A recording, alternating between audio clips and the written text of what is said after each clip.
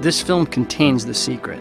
The secret cannot be had without a price, although its price is far less than its value. It cannot be given away. It cannot be purchased for money. Those who acquire and use it find themselves literally swept onto success. A clue. All achievement, all earned riches have their beginning in an idea. If you are ready for the secret, you already possess one half of it. Therefore, you'll recognize the other half the moment it reaches your mind.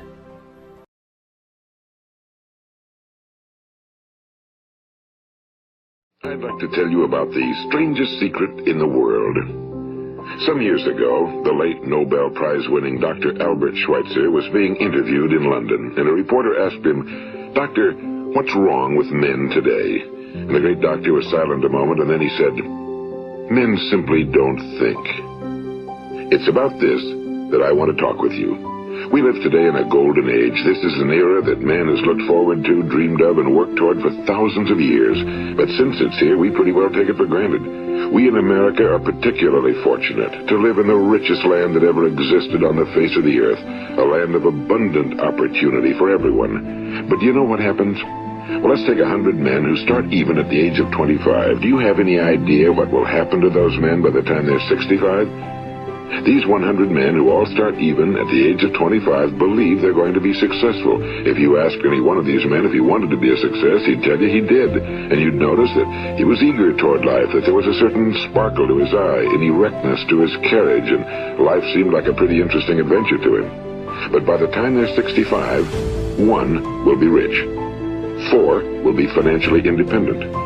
5 will still be working. 54 will be broke.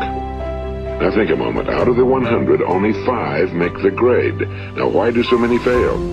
What has happened to the sparkle that was there when they were 25? What's become of the dreams, the hopes, the plans? And why is there such a large disparity between what these men intended to do and what they actually accomplished? When we say about 5% achieve success, we have to define success. And here's the best definition I've ever been able to find. Success is the progressive realization of a worthy ideal. If a man is working toward a predetermined goal and knows where he's going, that man is a success. If he's not doing that, he's a failure. Success is the progressive realization of a worthy ideal. Rollo May, the distinguished psychiatrist, wrote a wonderful book called Man's Search for Himself. And in this book he says, the opposite of courage in our society is not cowardice. It is conformity. And there you have the trouble today. It's conformity, people acting like everyone else without knowing why, without knowing where they're going. Now think of it. In America right now, there are over 18 million people 65 years of age and older. And most of them are broke. They're dependent on someone else for life's necessities. Now, we learn to read by the time we're 7. We learn to make a living by the time we're 25. Usually by that time, we're not only making a living, we're supporting a family. And yet by the time we're 65, we haven't learned how to become financially independent in the richest land that has ever been known. Why? We conform. And the trouble is that we're acting like the wrong percentage group, the 95 who don't succeed. Now, why do these people conform? Well, they really don't know. These people believe that their lives are shaped by circumstances, by things that happen to them, by exterior forces. They're outer-directed people. A survey was made one time that covered a lot of men, working men, and these men were asked, why do you work? Why do you get up in the morning? 19 out of 20 had no idea. If you ask them, they'll say, well, everyone goes to work in the morning, and that's the reason they do it, because everyone else is doing it. Now let's get back to our definition of success. Who succeeds? The only person who succeeds is the person who is progressively realizing a worthy ideal. He's the person who says, I'm going to become this, and then begins to work toward that goal. I'll tell you who the successful people are. A success is the school teacher who's teaching school because that's what he or she wants to do. The success is the woman who's a wife and mother because she wanted to become a wife and mother and is doing a good job of it. The success is the man who runs the corner gas station because that was his dream. That's what he wanted to do. The success is the successful salesman who wants to become a top-notch salesman and grow and build with his organization. A success is anyone who is doing deliberately a predetermined job because that's what he decided to do deliberately. but only 1 out of 20 does that. That's why today there isn't really any competition unless we make it for ourselves. Instead of competing, all we have to do is create. You know, for 20 years I looked for the key which would determine what would happen to a human being. Was there a key I wanted to know which would make the future a promise that we could foretell to a large extent? Was there a key that would guarantee a person's becoming successful if he only knew about it and knew how to use it? Well, there is such a key, and I've found it. Have you ever wondered why so many men work so hard and honestly without ever achieving anything in particular, and others don't seem to work hard and yet seem to get everything? They seem to have the magic touch. You've heard them say that about someone. Everything he touches turns to gold. And have you ever noticed that a man who becomes successful tends to continue to become successful? And on the other hand, have you noticed how a man who's a failure tends to continue to fail? Well, it's because of goals. Some of us have goals, some don't. People with goals succeed because they know where they're going. It's that simple. Think of a ship leaving a harbor, and think of it with the complete voyage mapped out and planned. The captain and crew know exactly where it's going and how long it'll take. It has a definite goal. Now, 9,999 times out of 10,000, it will get to where it started out to get. Now, let's take another ship, just like the first, only let's not put a crew on it or a captain at the helm. Let's give it no aiming point, no goal, no destination. We just start the engines and let it go.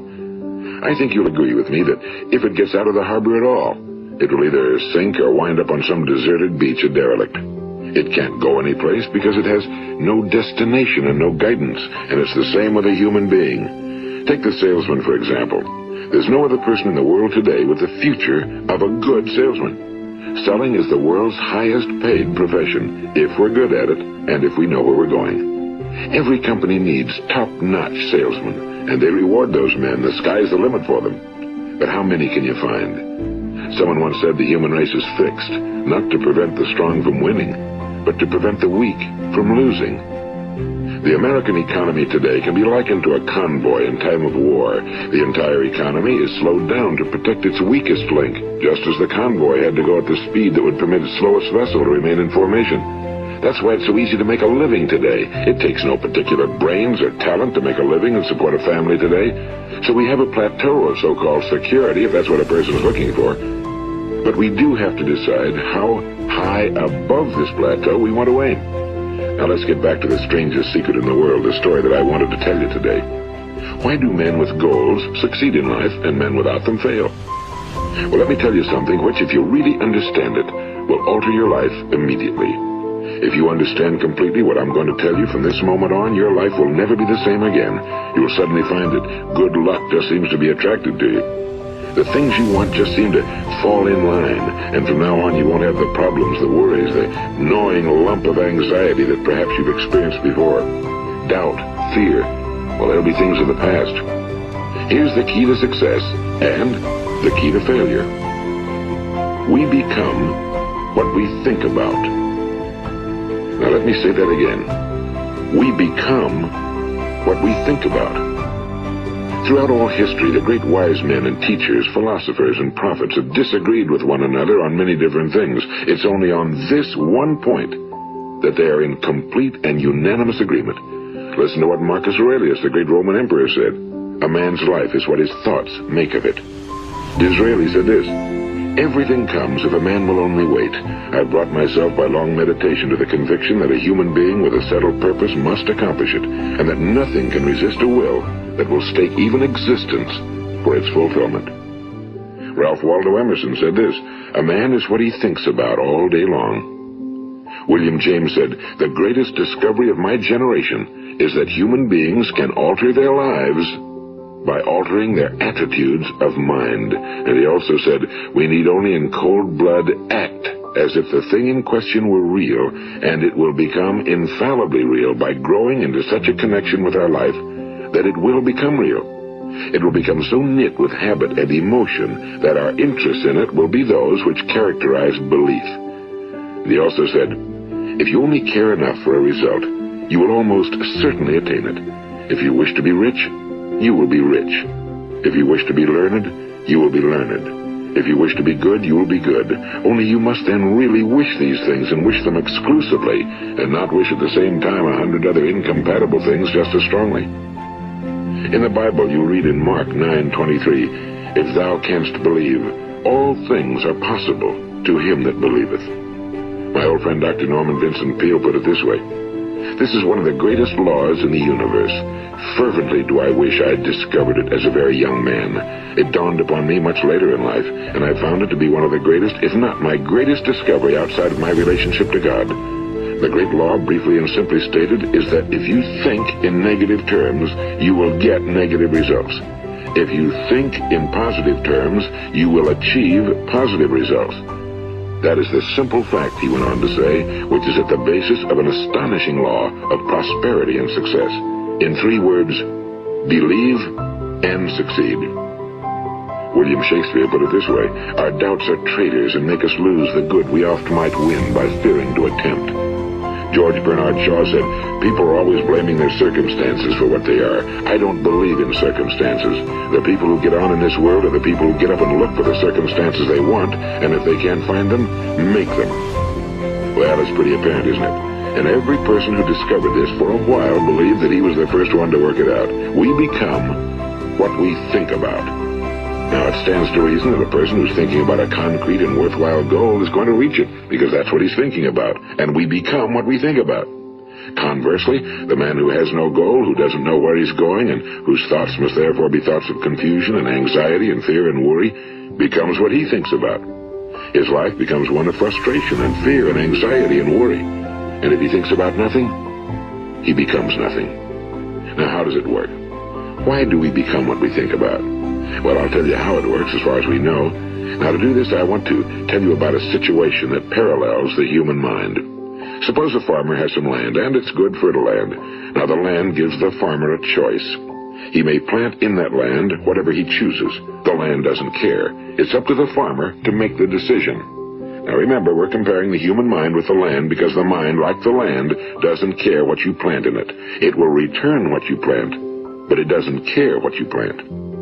Now let's say that the farmer has 2 seeds in his hand. One is a seed of corn, the other is nightshade, a deadly poison. He digs 2 little holes in the earth and he plants both seeds, one corn, the other nightshade. He covers up the holes, waters, and takes care of the land, and what will happen?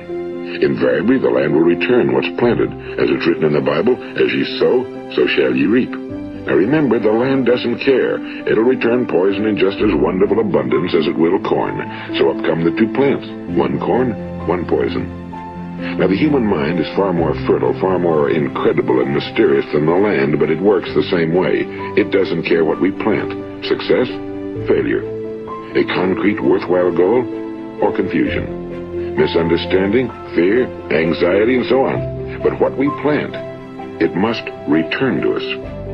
You see, the human mind is the last great unexplored continent on Earth. It contains riches beyond our wildest dreams. It will return anything we want to plant. Now, you might say, well, if that's true, why don't people use their minds more? Well, I think they figured out an answer to that one, too.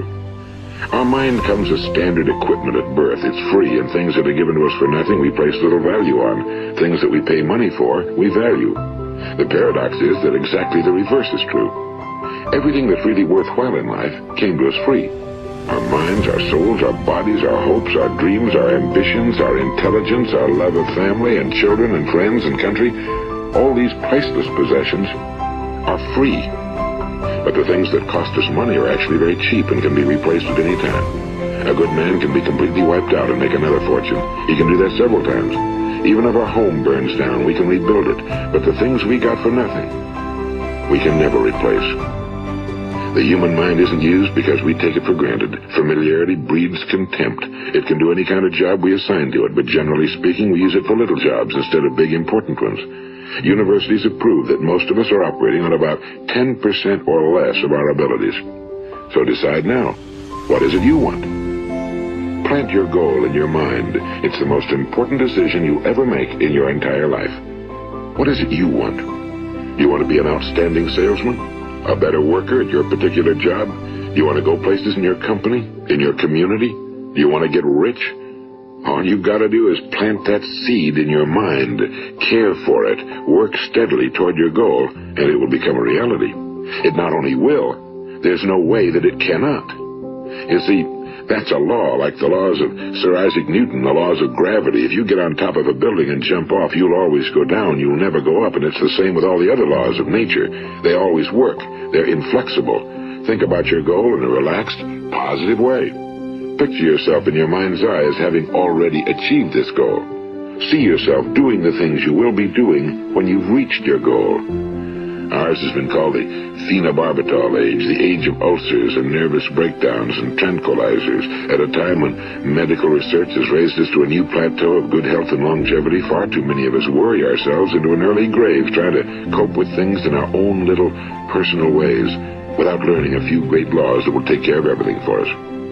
These things we bring on ourselves through our habitual way of thinking.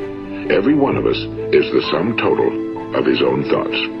He is where he is because that's exactly where he really wants to be, whether he'll admit that or not.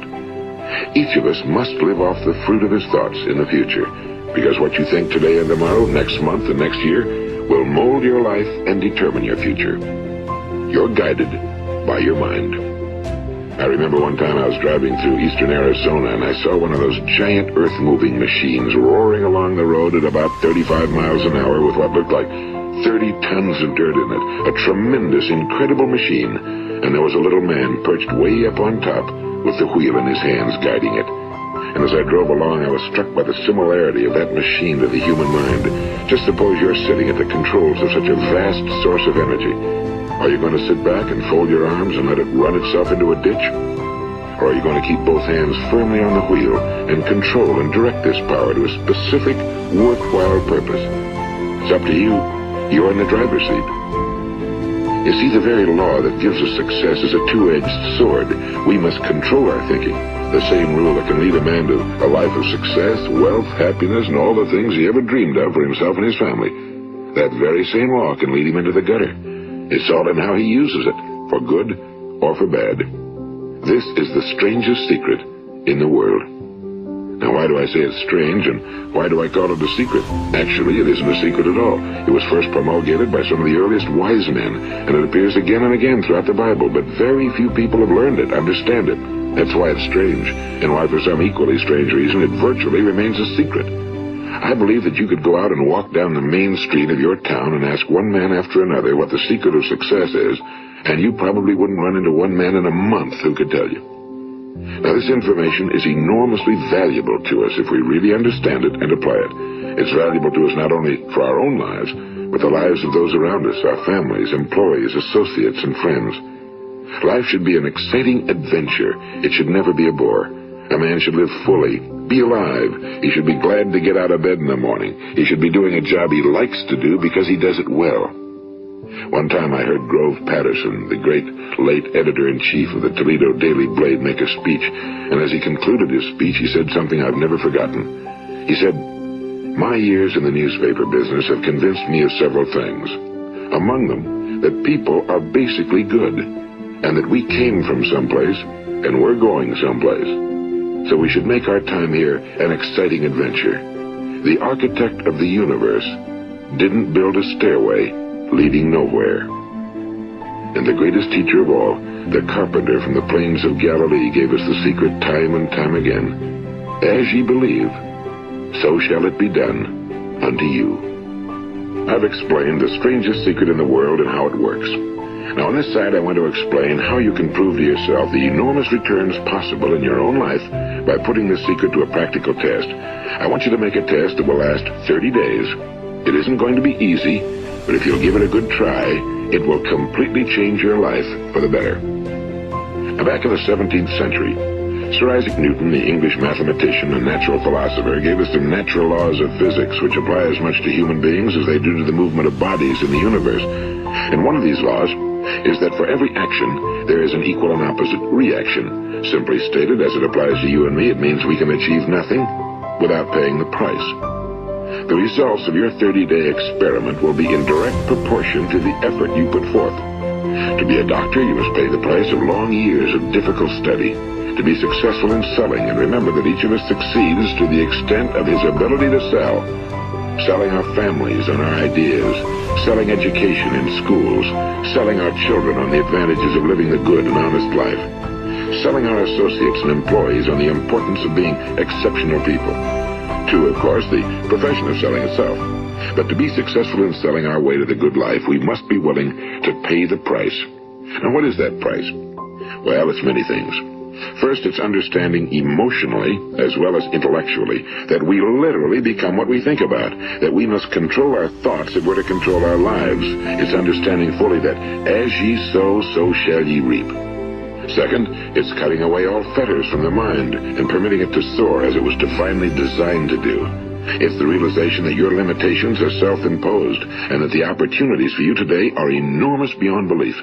It's rising above narrow-minded pettiness and prejudice. And third, it's using all your courage to force yourself to think positively on your own problem, to set a definite and clearly defined goal for yourself, to let your marvelous mind think about your goal from all possible angles, to let your imagination speculate freely upon many different possible solutions, to refuse to believe that there are any circumstances sufficiently strong to defeat you in the accomplishment of your purpose, to act promptly and decisively when your course is clear, and to keep constantly aware of the fact that you are at this moment standing in the middle of your own acres of diamonds, as Russell Conwell used to point out. And fourth, save at least 10% of every dollar you earn. It's also remembering that no matter what your present job, it has enormous possibilities if you're willing to pay the price.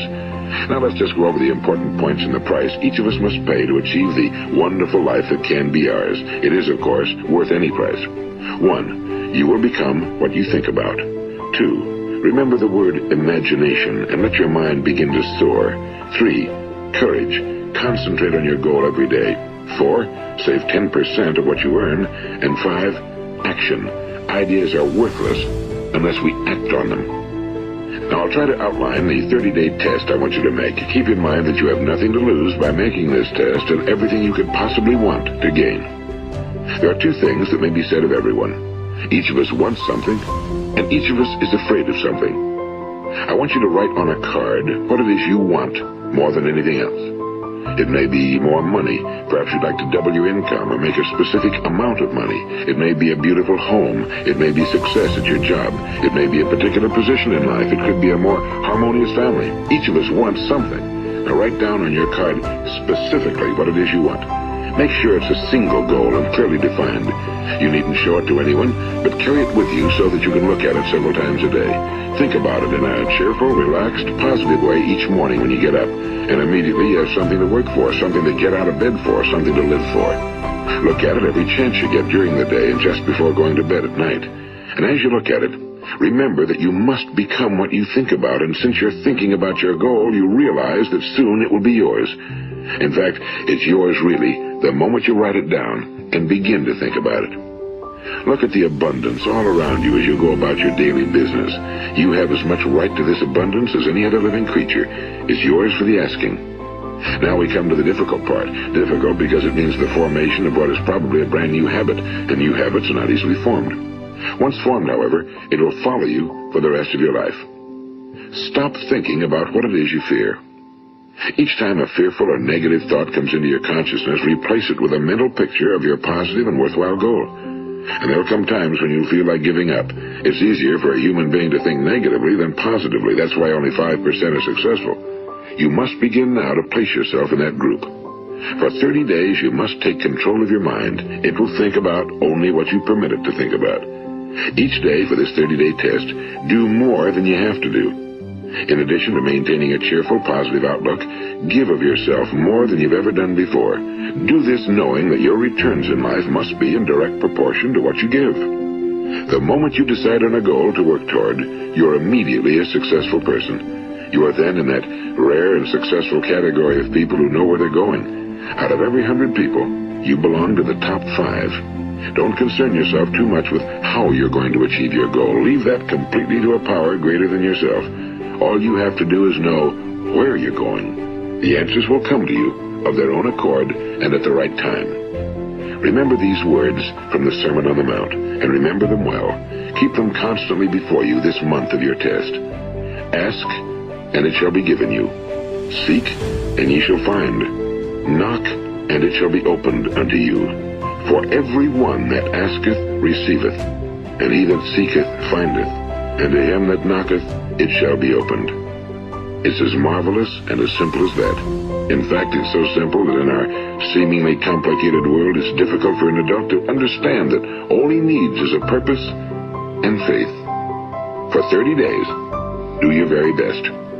If you're a salesman, go at it as you've never done before, not in a hectic fashion, but with the calm, cheerful assurance that time well spent will give you the abundance in return you deserve and want.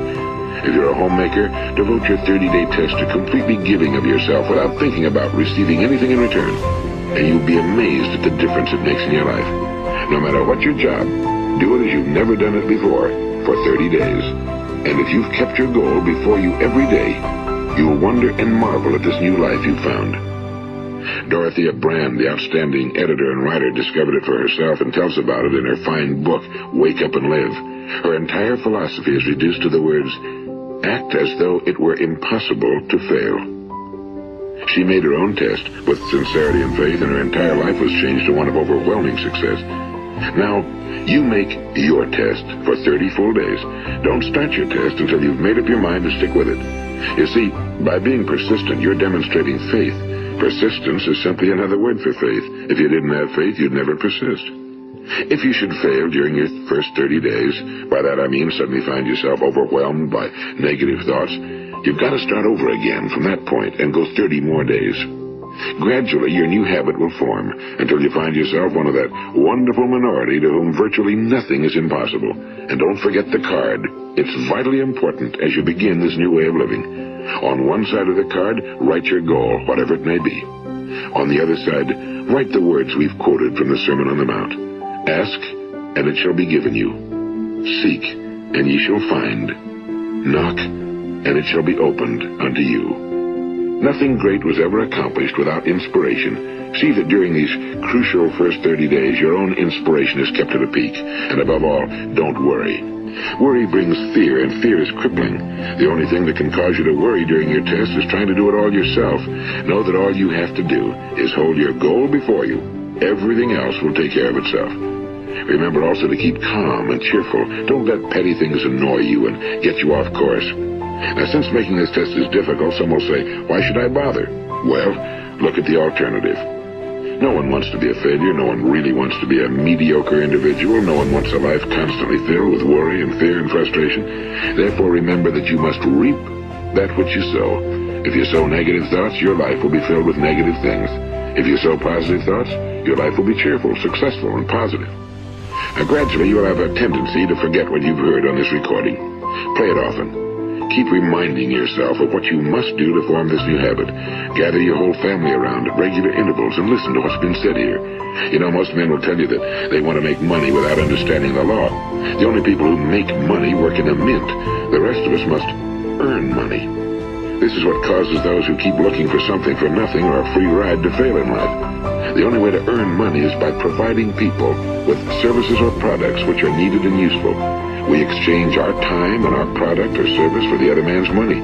Therefore, the law is that our financial return will be in direct proportion to our service. Now, success is not the result of making money. Making money is the result of success, and success is in direct proportion to our service. Most people have this law backwards. They believe that you're successful if you earn a lot of money. The truth is that you can only earn money after you're successful. It's like the story of the man who sat in front of the stove and said to it, give me heat, and then I'll add the wood. How many men and women do you know, or do you suppose there are today, who take the same attitude toward life? There are millions. We've got to put the fuel in before we can expect heat. Likewise, we've got to be of service first before we can expect money. Don't concern yourself with the money. Be of service, build, work, dream, create. Do this and you'll find there's no limit to the prosperity and abundance that will come to you. Prosperity, is founded upon a law of mutual exchange.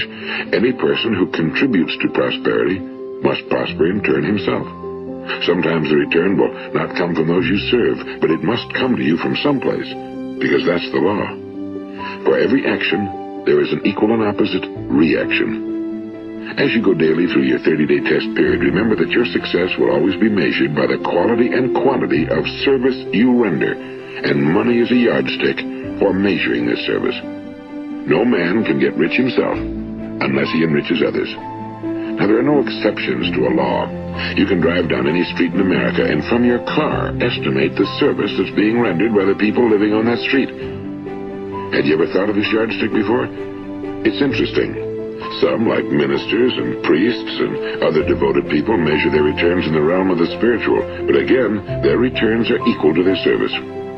Once this law is fully understood, any thinking person can tell his own fortune. If he wants more, he must be of more service to those from whom he receives his return. If he wants less, he has only to reduce his service.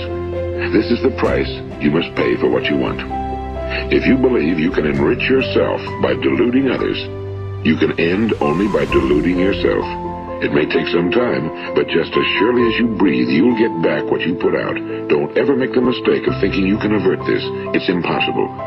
The prisons and the streets where the lonely walk are filled with people who tried to make new laws just for themselves. We may avoid the laws of man for a while, but there are greater laws that cannot be broken. An outstanding medical doctor recently pointed out 6 steps that will help you realize success. 1. Set yourself a definite goal. 2. Quit running yourself down. 3. Stop thinking of all the reasons why you cannot be successful and instead think of all the reasons why you can. 4. Trace your attitudes back through your childhood and try to discover where you first got the idea you couldn't be successful, if that's the way you've been thinking. 5. Change the image you have of yourself by writing out a description of the person you would like to be. And 6. Act the part of the successful person you have decided to become. The doctor who wrote those words is a noted West Coast psychiatrist, Dr. David Harold Fink. Do what the experts since the dawn of recorded history have told you must do. Pay the price by becoming the person you want to become. It's not nearly as difficult as living unsuccessfully. Make your 30-day test, then repeat it again, and each time it will become more a part of you until you'll wonder how you could ever have lived any other way. Live this new way and the floodgates of abundance will open and pour over you more riches than you may have dreamed existed. Money? Yes, lots of it. But what's more important, you'll have peace. You'll be in that wonderful minority who lead calm, cheerful, successful lives. Start today. You have nothing to lose, but you have a whole life to win. This is Earl Nightingale, and thank you.